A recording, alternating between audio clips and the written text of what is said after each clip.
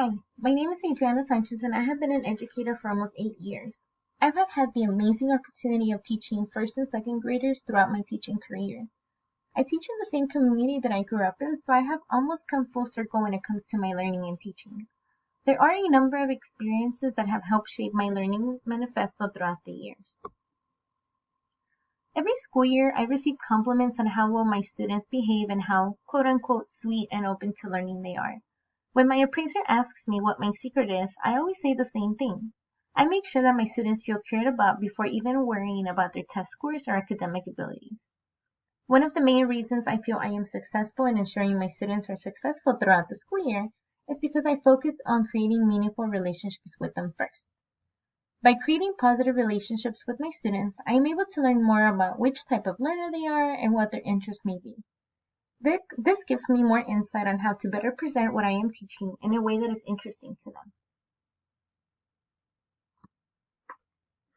Most of us have heard of Maslow's hierarchy of needs and know that in order for someone to reach their full potential, they must have all of their basic and psychological needs met.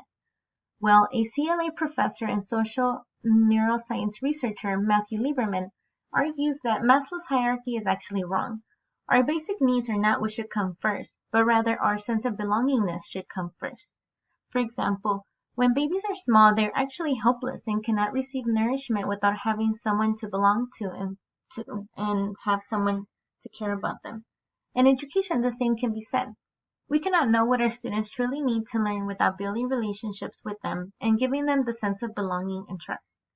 As I reflect on this, I think about the times my students entrusted in me their home struggles, and I later was able to find a way to help them gather resources to better their home lives. By being able to gain their trust and help them meet their basic needs at home, they were better prepared to come to school and learn. So this is a quote from Aristotle that states, "Educating the mind without educating the heart is no education at all." This is a quote that has stuck with me throughout the years because while it is important to teach my students the curriculum and the different content to ensure they pass their various assessments, I also make sure they learn how to be good human beings. If students can learn how to interact positively with their peers in school, they can use those life skills throughout the rest of their lives. By modeling and creating an environment where they are able to practice those skills, it is more likely that they will continue to be compassionate, kind, and empathetic. Dr. Kimberly Schonert-Reich, an applied developmental psychologist at the University of British Columbia, states that empathy, compassion, and kindness can be taught and can ultimately help students be successful in school because they learn how to react appropriately to situations that might not be pleasant ones. Creating an environment where students can practice these skills is a big part of the kind of teacher that I am at my school. When meeting students' needs, we can also embed a growth mindset into them. As I teach my students, I try to instill in them that even though they are not able to understand different concepts yet, it does not mean they will never be able to understand them. Until recently, I understood that this meant I was teaching my students to have a growth mindset. Dr. Carol Dweck talks about the power of yet, and how much more impactful it is to let our students know that even though they might not be successful at different assignments yet, it does not mean they will not be successful at a later time. So it is important that students in my classroom understand that failures are just feedback and that they can be taken to improve from. Once students' needs are met and we understand their interests and their learning styles, we can use technology to help them learn.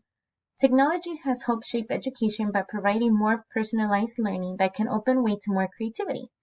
This past school year, we found how having access to working technology can truly be a benefit to our students. As teachers, we must be able to integrate the different online resources into our teaching in order for students to find benefit in them. With that being said, we also saw how virtual students struggled when they had out-of-date technology and/or slow internet connections. Our community leaders need to address the need for reliable internet access for all students regardless of age or location of their communities. State and federal level leaders must find a way to ensure access to technology and then make sure that it is equitable for all students to ensure they all have an equal opportunity to learn and grow. We can also see a lack of professional development for teachers on how to use technology to meet the needs of their students.